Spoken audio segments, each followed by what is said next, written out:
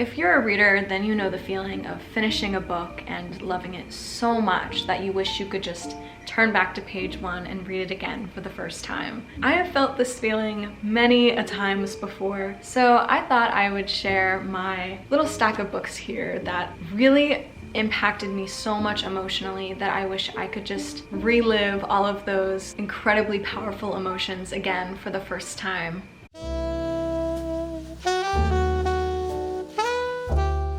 And so with the return to my channel, I really wanted to start talking more about literature since it's something that I'm so passionate about. And I thought, what better way to do that than to really delve into some of my favorite pieces of literature that really build the foundation of who I am as a reader. I have a lot to get through today, so with that said, let's get started.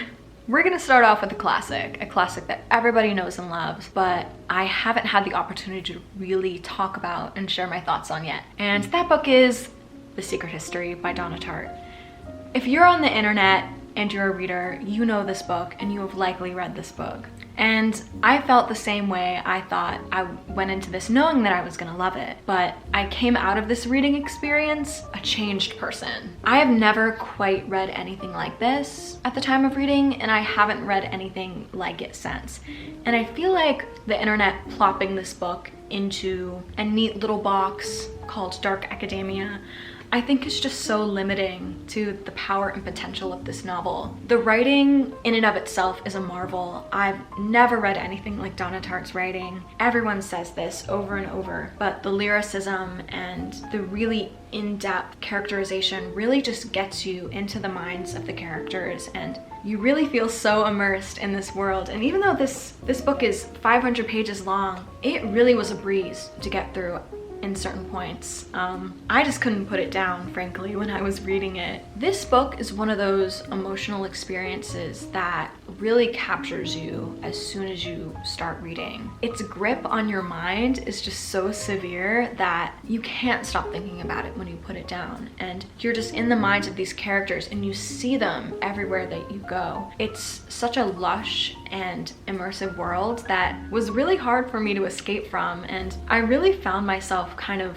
spiraling into the depths of this story to the point where it really impacted me emotionally while reading it. The experience was so unique, and I really felt like I was right there with these characters. While I was reading, I was feeling what these characters were feeling, and even after I closed the book, I still felt a part of that world, which is something that books don't really do a lot for me. Normally when I'm reading, I'm able to kind of set the book aside and also set that world aside. But the experience that I had reading this was so far beyond my expectations. The way that people describe this book was so unlike how I experienced it. When people say that this book is dark academia, my association with dark academia are sprawling art galleries, grand libraries, and things like that. And I didn't get that from this book, even though the mood was very dark and it took place in an academic setting. It describes a lot of rural environments, and the college takes place in like rural Vermont. You see a lot of nature imagery as well as very realistic descriptions of rural America, which is not something that I expected from this, but I was so pleasantly surprised because even though for the first good chunk of the book, everything is really kind of romanticized and kind of played up to this dark academia aesthetic, the more that you get into this book and towards the end, it really falls out of that,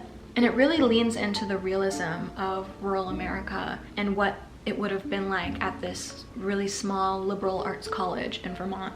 And so I really loved the way that it subverted that. And that was one of the most interesting things about this book for me. That kind of switch in tone also really comes through emotionally. It's so funny how this book plays with your emotions. I really felt fooled by this cast of characters as well, and then as everything sort of unfolds, you see it coming, but the emotions are so powerful and strong. And I could go on and on about this book, but hopefully I have something unique to contribute to the conversation around this very, very popular book. But yeah, I would give anything to experience this again for the first time. Sorry about the dramatic change in lighting. I'm just gonna roll with it. So the next book I just absolutely adore, and it completely changed the way that I look at everything.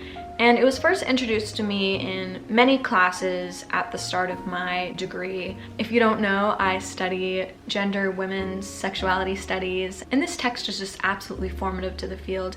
And I think anybody who's looking for really excellent nonfiction that just has such a revolutionary perspective on gender, race, age, sex, and class, and the intersectionality of all of these different identities should 100% read Sister Outsider by Audre Lorde. This is just such a phenomenal piece of literature. When I first read this, it completely changed the way that I look at things, and I remember first being assigned readings from this book for a lot of my classes. And when I first read this, I was already familiar with Lorde's poetry, and so I already knew that Audre Lorde is an incredible writer, an incredible speaker, an amazing activist, and diving into this just already solidified what I knew about her. Genuinely, I think if you're someone who's interested in American politics, gender studies, critical race theory, anything, this book has to be on the top of your list. I've read so much during my degree, but I think this just has to be one of the most fundamental and important pieces of nonfiction that I've ever read. The knowledge that I've gained from this book is just irreplaceable. Well, it's debatable whether or not I wish I could read it again for the first time, because I'm just so grateful for the knowledge that this book has given to me. Every time I approach this book, I look at it with fresh eyes and try to find something new that I didn't see before. I definitely would recommend this 100%, and it truly is one of my favorite pieces of nonfiction literature. So for this next author, this is a writer who has really fundamentally shaped me as a writer myself, as a reader. I was just starting to get into classics when I first read Oscar Wilde. This is just a collection of Oscar Wilde's short fiction. I don't want to limit myself to talking about The Picture of Dorian Gray or The Importance of Being Earnest. I think Wilde has so much other incredible material that I really want to talk about. And one day on this channel, I really would love to do a really deep dive into Wilde and his writings. But when I first picked up Dorian Gray, which was all the way back in high school several years ago, it really changed the way that I approached classic literature. I used to view it as really stuffy and boring, with Frankenstein as the notable exception in my mind. But reading that really opened my mind up to classic literature, and I learned that there is so much incredible writing out there, and that's what really sparked my passion for classic literature. But to describe that feeling of reading Dorian Gray and Oscar Wilde's poetry and plays for the first time, and just beginning to delve into the decadent world that he's created through his works, it was just incredible and exhilarating and such a transformative experience, genuinely. I had never read literature quite like Oscar Wilde's before, and even to this day, his writing style is so distinct and beautiful and emotional. And reading Wilde is truly an experience like no other. He really is just a master storyteller, and it just takes you for such an incredibly intense journey through whatever you're reading by him. But Dorian Gray specifically, I never felt that entertained by a classic novel, and to this day, I still feel like it is such an unmatched piece of literary work that I wish I could go back and experience for the first time, because it really was just so special and unique, but in a way that is really difficult to describe other than you have to experience it for yourself. So moving on, we have a story that everybody knows and loves, and that is Pride and Prejudice by Jane Austen. So I'm gonna admit something that might make me a bad reader, but I watched both of the most well-known adaptations before I read the book, which definitely formed my experience of reading this book. But I read this book during the late summer, early fall of last year, and it's just such a special experience when I already was familiar with the characters and the world, and reading the book is just so different than watching the adaptations. Even though the 1995 adaptation is so similar to the book, word for word, I still feel like I'm able to pick things apart with the text. And Austen is such a clever and genius writer that I'm able to kind of pick out little clues that I wouldn't have been able to in the series or the film. But also, it kind of made me truly understand and internalize that these are the writings of a woman from over 200 years ago that have survived and really have become cemented in history. And I just think it's beautiful how, at its core, Pride and Prejudice Prejudice is a story about women living their lives and trying to find joy for themselves in their lives. And I think it's definitely more than just a romance and a love story. To me, I really felt like I was able to connect with the Bennet sisters, and it's the same experience I had with reading Little Women, where I felt like I was kind of able to connect with them across time. It was just a beautiful experience and something that I was thinking about while reading these words. Okay, so next up we have a writer who is criminally underrated, and this book itself is just marvelous. I read it in January this year, and that is A Single Man by Christopher Isherwood. So Christopher Isherwood is just such a wonderful novelist, and really is one of, in my opinion, one of the most overlooked writers of the 20th century. I've read Isherwood's Berlin Stories, Christopher and His Kind, and I think something else, but I don't remember. But A Single Man has to be my favorite. I realize I haven't really given a synopsis for any of the books I've talked about, but I'll give you a synopsis for this one. This book is told in the course of a day of a man named George Falconer who has lost the love of his life recently. And so he's kind of navigating the world in the 1960s as a single man, and how he's trying to cope with the fact that his partner in life is gone.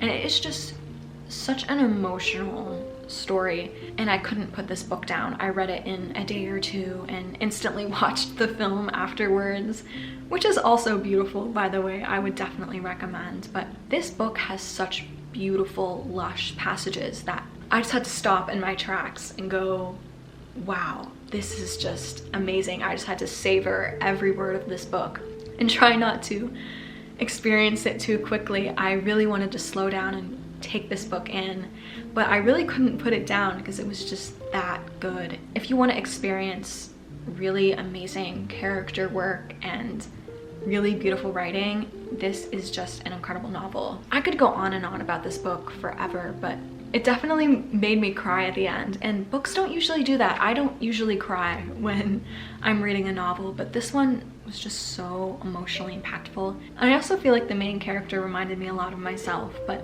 I wish I could go back in time and experience this again for the first time. So with this next book, you might be noticing a theme. I love queer literature. I have multiple videos on my channel about LGBTQ queer books that I would recommend, and I've talked about this book to the ends of the earth. So if you want to hear my more in-depth thoughts, you can go watch those other videos.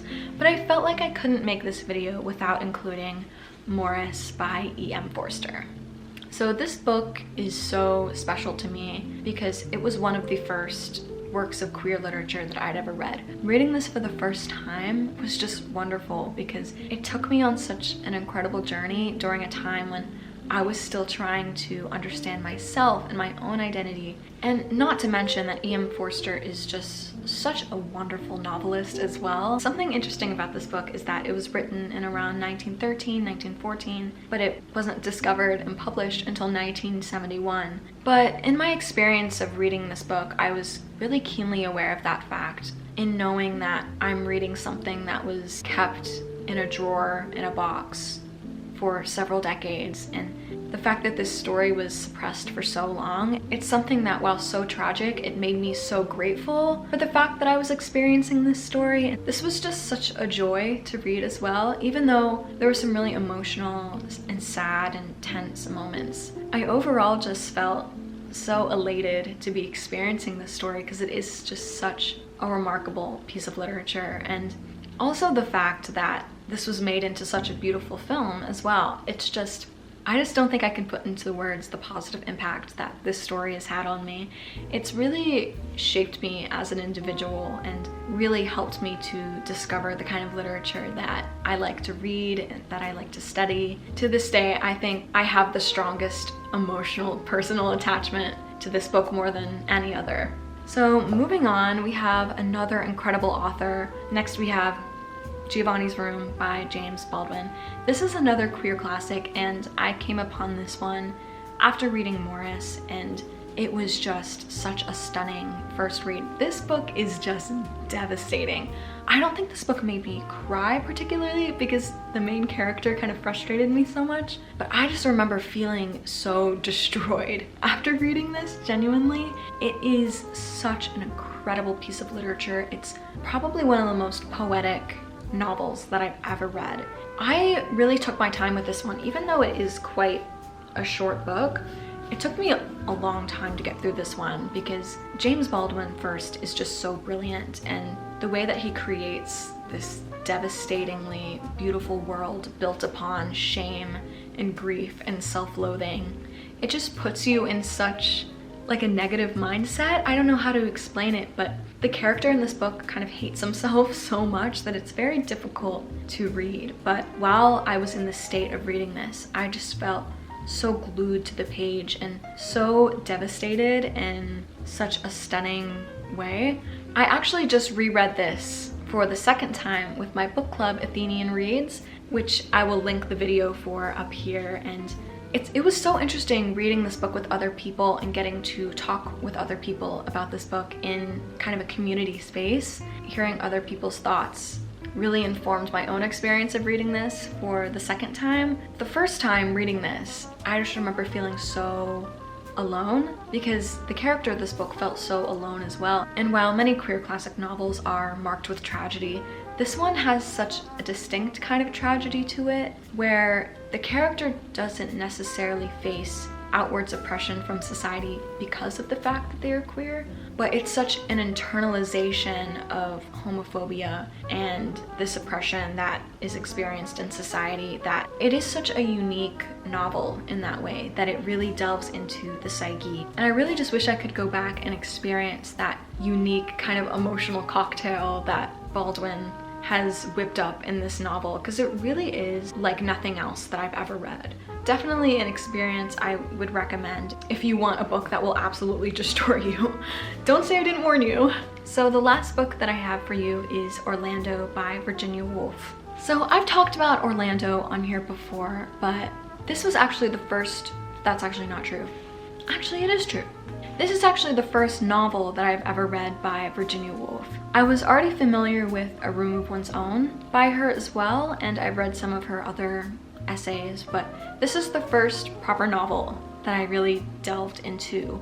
I think this definitely is not the best place to start if you're getting into Virginia Woolf, as I've since read The Waves and Mrs. Dalloway, but this one is just so incredible. And even now, you really don't find anything like Virginia Woolf and the literary innovation that she was cultivating when she was writing. And I learned about the story of this book. I learned about Vita Sackville West, which is so fascinating, by the way. And I learned about that in the midst of reading this book, so I didn't know about it right away. But I learned as I kind of did some research while I was reading, I had more context for this book, and seeing kind of an early display and representation of transness and fluidity of gender was just so wonderful and such a joyous experience. Orlando is genuinely such a phenomenal book, and I remember reading it for the first time, and while I kind of did have a difficult time with it, I just remember being so captivated.